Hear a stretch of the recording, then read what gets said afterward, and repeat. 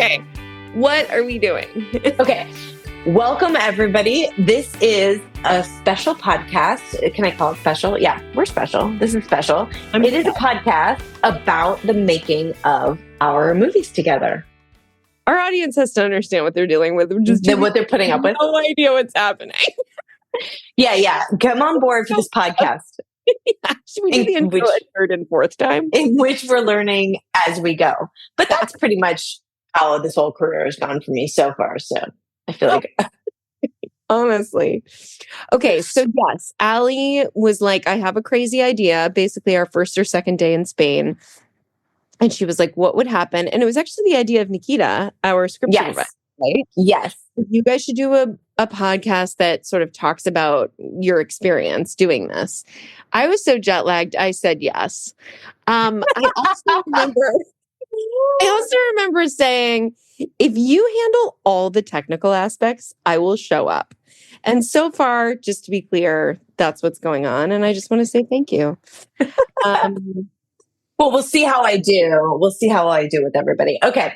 So this first episode is going to be focused on prep. What is prep for a movie? Like, what was it like arriving in Barcelona? That I guess we should explain. We're filming these movies in Spain, which is unbelievable. Yeah. And FYI, origin story of that, Allie and I were, at Radio City Music Hall, obviously. And nice name dropping. Oh my God, Ashley, already. Or were we like on a rooftop? I don't remember where we were in some bar. It was dark and we'd had a couple. It was after the Radio City Music Hall event. Yeah. It was in like the dregs of Radio City Music Hall where all good ideas come from. And I had this idea earlier that day, and I saw Julie Sherman-Wolf, who had just written the Rockettes movie, and I was like, I think I've got a weird idea. And it was based on this fact that, like, I'm a writer, but I'm a very insecure writer. I come from a family of writers, and I was like, if I were ever a novelist, I think I'd just be really bad at it. And the only way it would be successful is if the person that translated it to another language did a really good job. And I pitched that to Julie. And I was like, we should definitely target another Hallmark actress, like one of our besties. And by the way, they're all our besties, but let's get like somebody that we all love. And I said, we need somebody who speaks a different language. And Julie was like, yeah, I like this idea. Like, which country would it take place in? And right then, in that moment, imagine what would have happened if freaking Erin Krakow had been walking by. Oh my God, you would be doing this podcast with her. Couldn't she do a podcast? I mean, I don't know. Not without you. We would have to bring you in to run the podcast. For me, Erin. So devastated by this version of the story because I felt that was a little more important, like a little more. There was like I've been wanting to work with you for a long time. Like it wasn't like I came out of left field. Wait, no, you're right. 100%, Allie. So you and I have been, and this is true. I'm not making this up. So Allie and I have been friends for years. We met at Sundance. I mean, we really like hung out at Sundance. And then funnily enough, I was directing a movie one time. I won't get into specifics, but I was given this producer that was being really, really mean to me. And I called Allie and I was like, I know you've worked with this person. What do I do? And she was like, oh my gosh, cone of silence. And I was like, always and forever. And from then on, we were basically in love. We had like candor with each other. We both, swear like sailors and other things. And other things. But what's funny about that, just like for women out there who know what we're talking about, like when you called me that day out of left field, I like dropped everything. I was like, oh my God, Ashley's calling me. Like, I have to know, like, I need to answer. I think I was with my family on a vacation and I was like, hold on, this must be important. And I texted you and I was like, do you have a minute? Oh yeah. I've even been on like DMs on Instagram because I don't even know if we were on phone terms.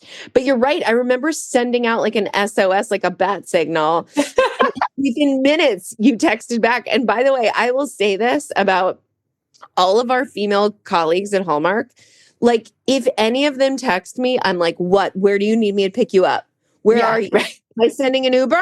What's Do I going on? need bail money? What do I need? Do you need water? What do we need? Let's get her a sandwich and find out her cross streets. Yes, we are. Like, it's a very specific, it's so great to have that connection with the women here. Like, it's just amazing.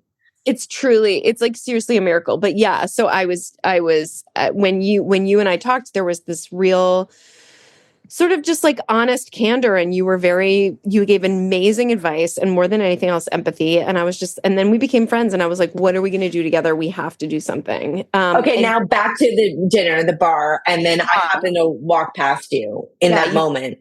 Happen to walk past, and right then Allison Sweeney walks past, and I go, Allie, do you speak another language? And she turns to me and she goes, Spanish.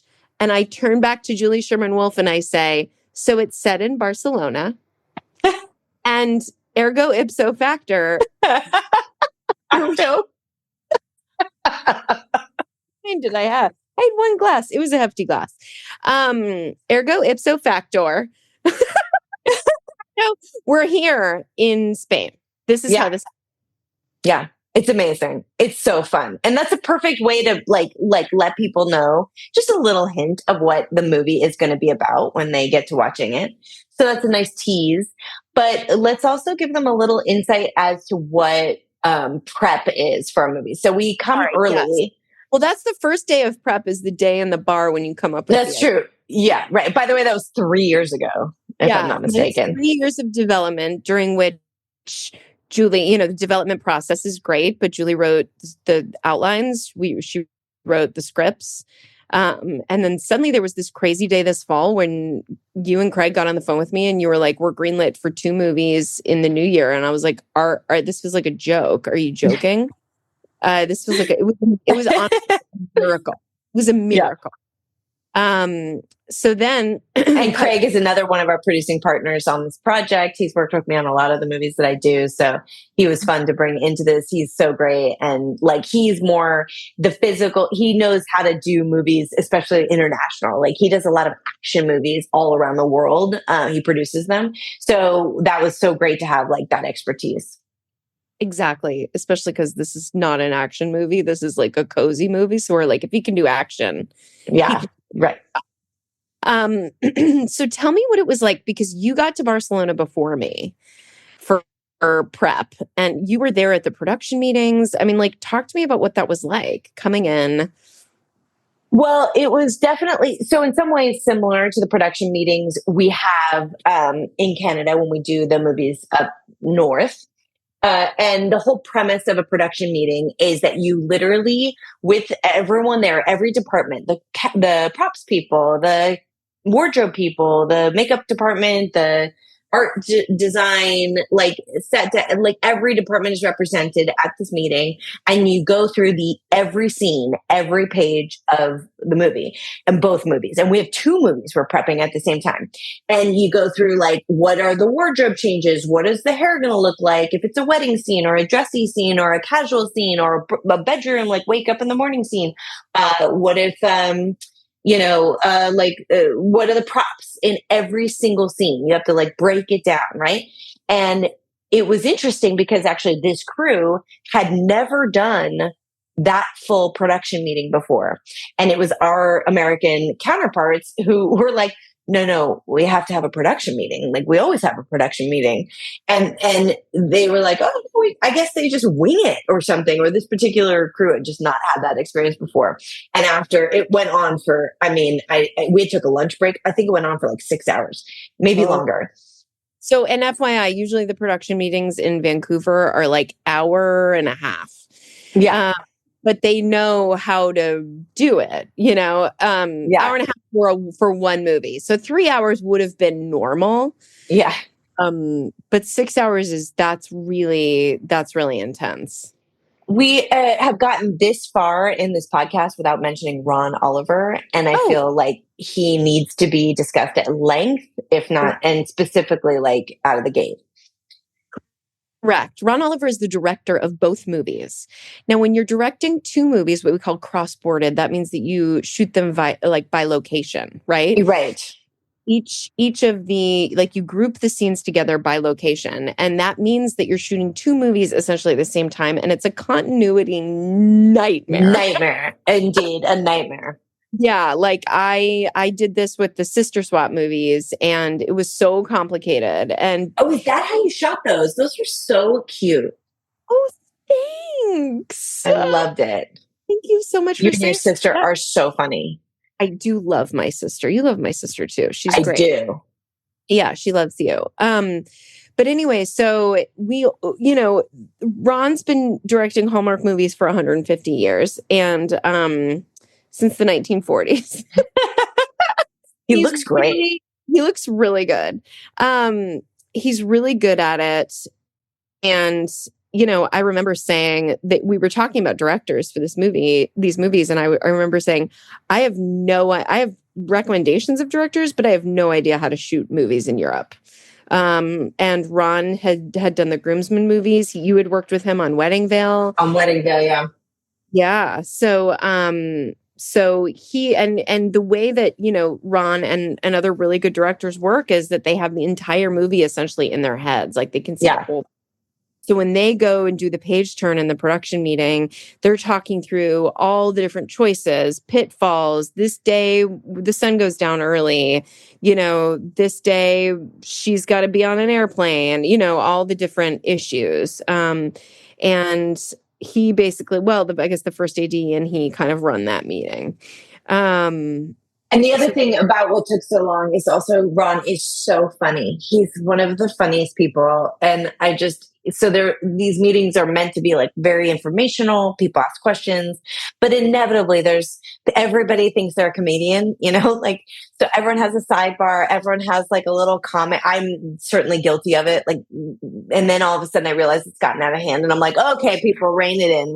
And I'm like, I'm the only one who makes jokes around here. Not really, but and so we just have a great time. We're all people who love to make movies, so it's so fun.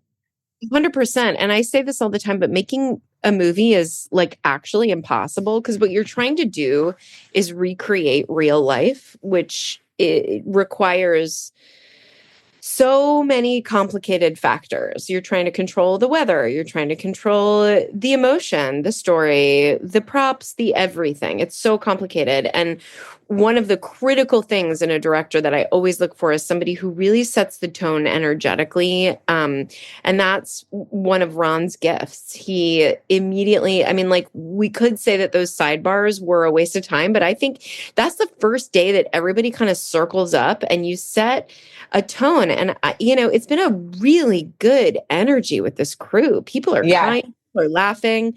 We're in prep, and like that's why those conversations that Ron has, like those little outtakes or like sidebars, are so funny and like good for morale, right? Like it unifies everybody.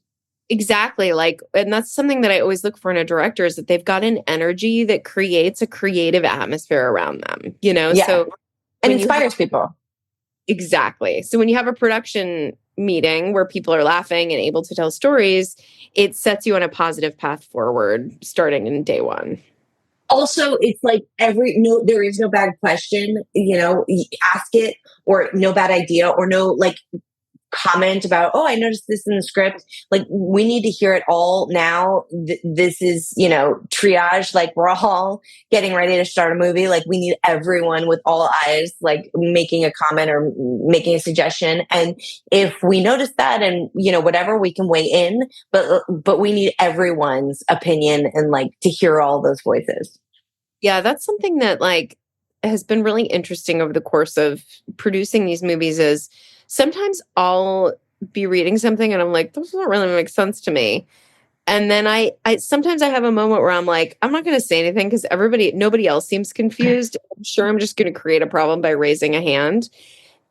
Every single time, either we're on set on the day and someone has the exact question I had during the production meeting, or somebody will ask in the production meeting. Like, it's really goes back to the true statement of there's no, like, if you have a question, guaranteed somebody else has that same question. That's right.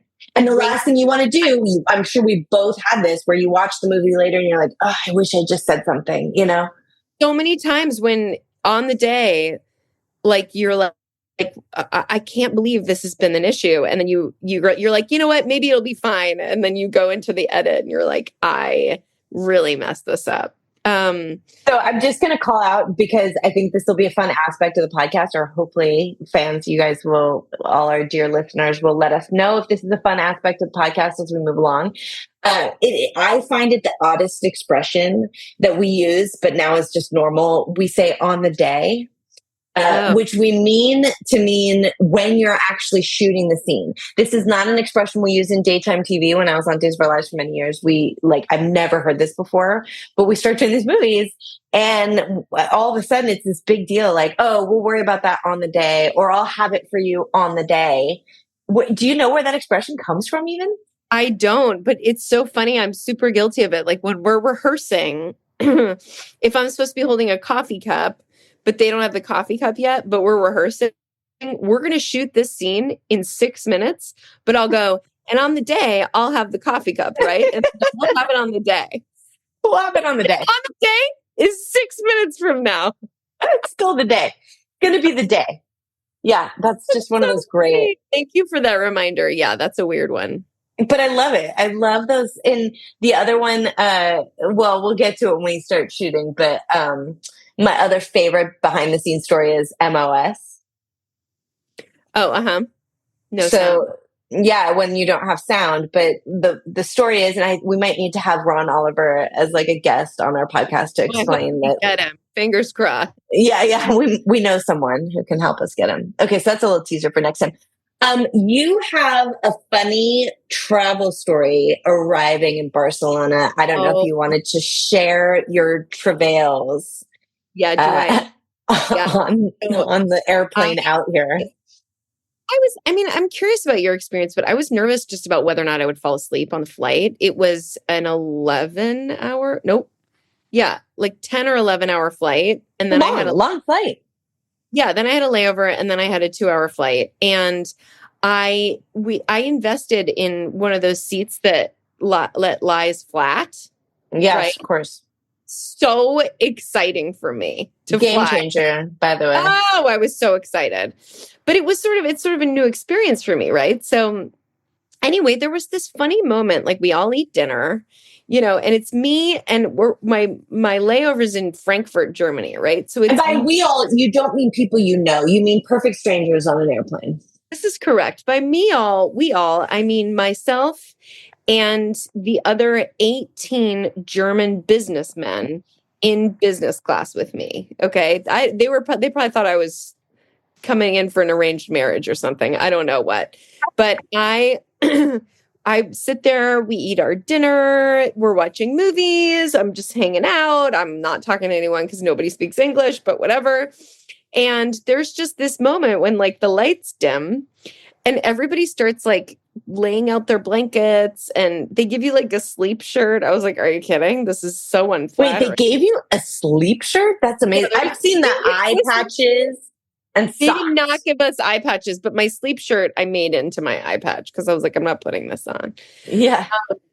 So anyway, I am sitting next to the most, like, if you were to draw a cartoon of a German businessman, it would be this man. He looked like he was a hefty, round fellow. The way that our seats worked out, our feet were touching. It's like, you can't see me right now, but like our it's like a V, like our feet touch and then our heads are go outwards. Yeah, that's so awkward. Our feet go into the same little notch, right?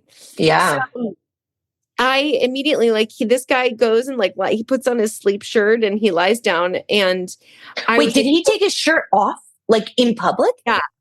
No, so, he had a shirt on and he put on. Oh, okay. Okay. But he put his button down back on. All right. Fascinating stuff. I mean, riveting, right?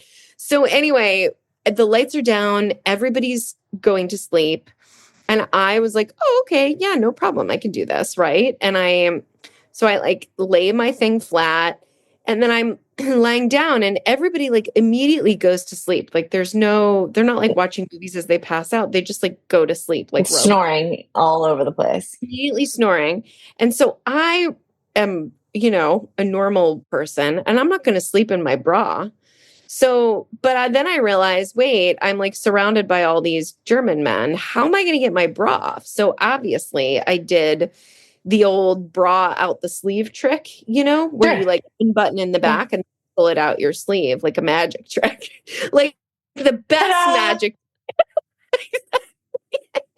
I did it like lying flat because I also didn't want anyone to see me like take my bra off, So anyway, I shoved my bra next to me and I passed out for like 8 hours. Like nice. Golden. Epic sleep. It was epic. And they had said, like, do you want us to wake you up for breakfast? And I was like, no, if I'm asleep, leave me alone. Right. So all of a sudden I'm awoken by the sound of, we're now beginning our descent into Frankfurt Airport. And I'm like, oh my God, like I did it. This is so exciting, Nailed it. Nailed it. So I'm like, I put my seat back up. I'm buttoning in. I'm like high-fiving people. I'm like, I slept. This is amazing. And I go to fasten my seatbelt and my seatbelt is stuck. Like it's tangled inside the wires of the seat. Now, when these seats lie flat, all the wiring goes out and then they crunch back up, right? So, sure.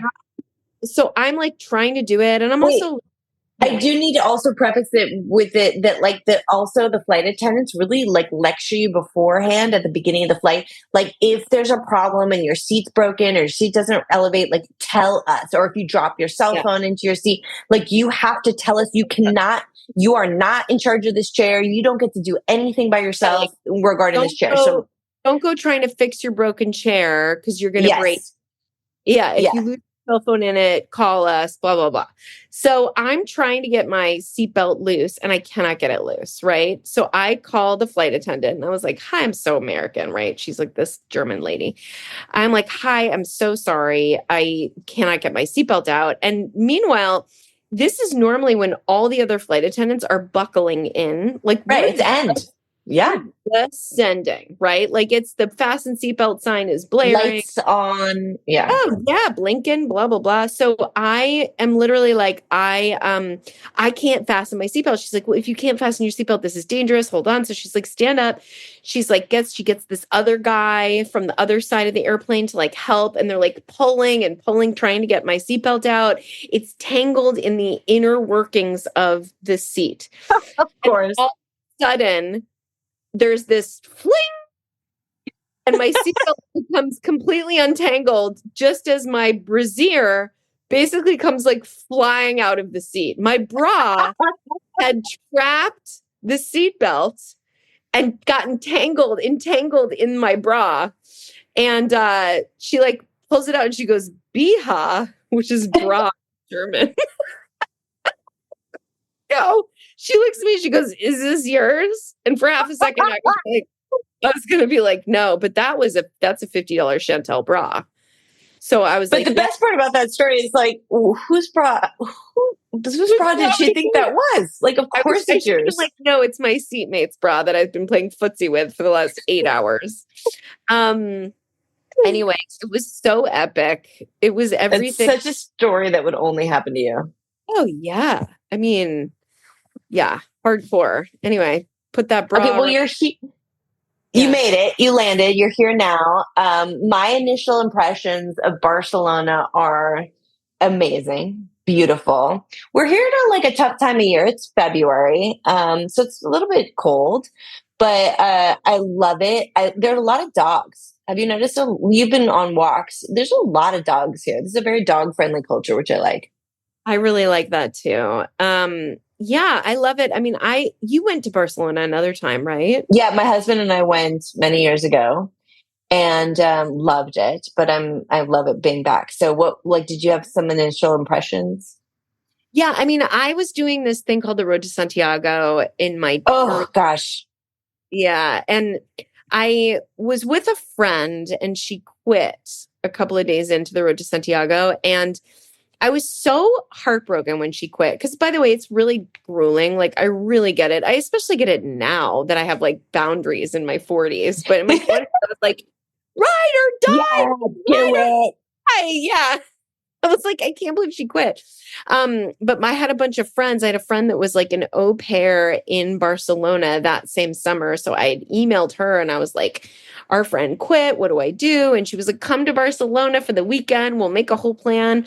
So I arrived in the Barcelona train station and like 10 of my friends like attacked me in the train station. Oh, what a cute story. It was so fun. We spent the entire weekend together, like palling around. At one point, we painted our faces and we went down to the Ramblas and we started doing performance. Did I tell you about this? No. Performing on Las Ramblas, and we got like money. We were doing like tongue twisters in English and funny weird dance moves, weird dances that we had done in shows that year because we were all in theater school. So anyway, people were giving us money. It was amazing. And I had the best time. And then I went back to the road to Santiago. So I was only here for like 3 days, but I remember it as being this like mecca of, like we went to Park Well and I remember just like lying there and for hours and falling asleep and drinking wine. And, we all 6 of us stayed in the same youth hostel room. It was so fun. So this trip is not going to be the same. You're going to have to work. We'll get up early. We have like call times at the crack of dawn. Okay, are you ready for that? Actually, I think I'm going to head home. Get some rest before we start work. Listen, this is what we do. And I've just never done it in Europe. You've been traveling for Hallmark. I've never done this before. Oh, only one time. So I had the most amazing experience getting to go to Greece and Bulgaria to do the Wedding Veil movie. And that was incredible and so much fun, such an experience. But like, this is such a bigger undertaking. We're doing 2 movies in 6 weeks. I don't know if anyone told you that, but we're here for the next 6 weeks. Over the course of 6 weeks. It's going to be amazing. And I'm so excited. I'm also excited because as we started this off talking about, I do speak Spanish. But, not a lot, not all the time. And so now this is going to be a real test for me to sort of get on board and actually like interact with people in Spanish. The most of the conversations I've had so far are people recognizing right away that I'm not actually Spanish. And so almost everyone I've met speaks really, really good English. And so I have to say to them, like, can you please just practice with me in Spanish? Like, please, I need to practice. So everyone just here has been amazing and fantastic. And I'm looking forward to start. This is going to be so crazy. Honestly, Allie, there's nobody I'd rather do it with. This is such an amazing adventure. It's going to be so hard. And I'm so glad. I feel like I have like a little Spain sister. Yeah, I feel that way too.